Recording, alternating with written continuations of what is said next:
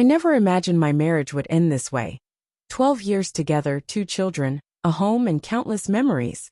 All of it shattered by a single sentence. You're just a provider.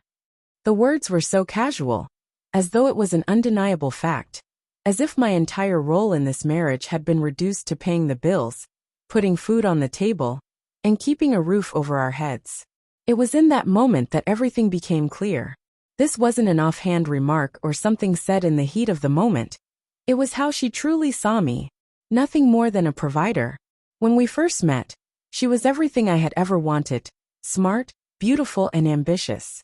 We fell in love quickly, built a life together, and started a family. I worked relentlessly to give us the best, long hours, business trips, overtime. I did it all, believing I was securing a future for us, ensuring that we had everything we could possibly need. But somewhere along the way, something changed. Or maybe it had always been like this, and I had just been too blind to see it. She stopped appreciating the little things, the small gestures that used to mean everything to us. The affection we once shared began to fade. I became a fixture in her life, a routine, predictable and convenient. Our conversations turned transactional, about bills, groceries, school fees, and car maintenance.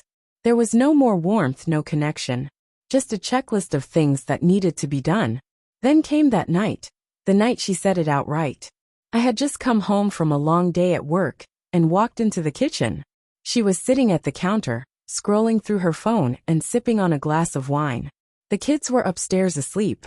I asked her, out of habit, how her day had been. Same as always, she replied without even looking up.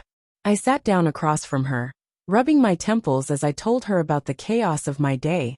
Back-to-back meetings. Traffic that felt like it would never end. But before I could finish, she cut me off with a soft laugh. You stress too much, she said. That's your job, isn't it? Providing. The words hit me like a punch in the gut. I frowned, my stomach tightening. What do you mean by that? I asked, my voice tight with confusion. She looked at me then, her face neutral, almost indifferent. I mean, that's what you do, right? You're the provider. You take care of the finances, and I take care of the house and the kids. That's our roles. Something about the way she said it made my insides churn. I had spent years believing that I was providing for her, for our family, out of love. But in her eyes, it seemed that's all I was, a provider. Nothing more. Is that all I am to you? I asked quietly, my voice shaking with the weight of the realization. She shrugged, nonchalantly taking another sip of wine. Well, yeah. What else would you be? I stared at her, searching for a hint that she was joking. But there was nothing. No sign of humor, no flicker of emotion, just cold indifference. I let out a slow breath, trying to steady myself. Okay, I said, my voice low but firm. If that's how you see it, then I guess it's time for me to start seeing things clearly too. A small smirk appeared on her lips. Good. No need to complicate things. I leaned forward, my eyes locking with hers. You say I'm just a provider, that I have one role. Fine. But what does that make you?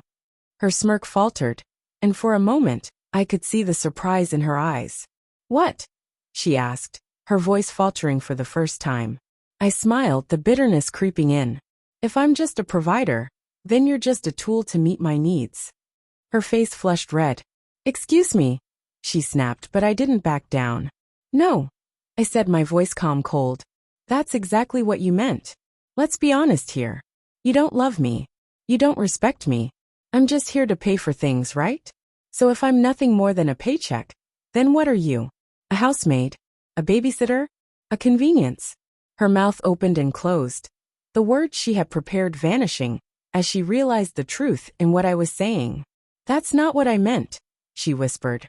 But the truth had already been laid bare. Yes, it is, I said firmly. And you know what? You're right. I am the provider.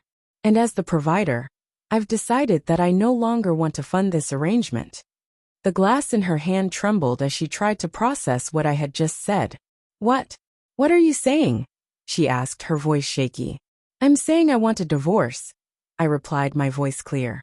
She laughed nervously, as if I were playing some sort of sick joke. Stop playing, she muttered. I shook my head, unflinching. I'm not playing. I'm done. I stood up, pulling my phone from my pocket. I'll call a lawyer in the morning. Her eyes widened, the confidence in her gaze evaporating. Wait, just because of what I said, she stammered, but I wasn't having it. You meant it, didn't you? I asked, my voice unwavering. Well, I'm just accepting my role too. Making a financial decision. Wouldn't you say that's the logical thing for a provider to do? Her hands clenched into fists. You're being ridiculous, she spat. No, I said, my voice firm and resolute. I'm finally seeing things clearly. The divorce process was brutal. She begged, threatened, and tried to guilt-trip me. She even had the audacity to ask, how will I survive without you? I simply reminded her. I thought I was just a provider. In the end, I made sure our children were taken care of. But as for her, she was on her own. It's been a year since I walked away. A year of rediscovering who I am, beyond being someone's financial safety net. And you know what? I've never been happier. Because now, I'm not just a provider. I'm a man who knows his worth. For too long, I allowed myself to be reduced to a paycheck, to a source of stability, someone who existed only to make life easier for others while my own happiness was an afterthought. I gave and gave, thinking that love was about sacrifice. But love without appreciation isn't love, it's servitude. Walking away wasn't just about ending a marriage. It was about reclaiming myself. It was about looking in the mirror and seeing a man who deserved more than just being tolerated for what he could provide. It was about understanding that respect isn't something you earn through exhaustion. It's something you demand by knowing your own value. Now, I wake up without the weight of unspoken resentment. My home is no longer a battlefield of unbalanced expectations. My money is no longer a chain that kept me bound to someone who never truly saw me. Instead, it's a tool I use to build a life where I am valued, not just for what I give, but for who I am. And most importantly, I've learned that being a provider doesn't mean sacrificing my dignity. It means providing for myself first, my peace, my happiness, my self-respect. Because when you know your worth, you don't settle for being just anything to anyone.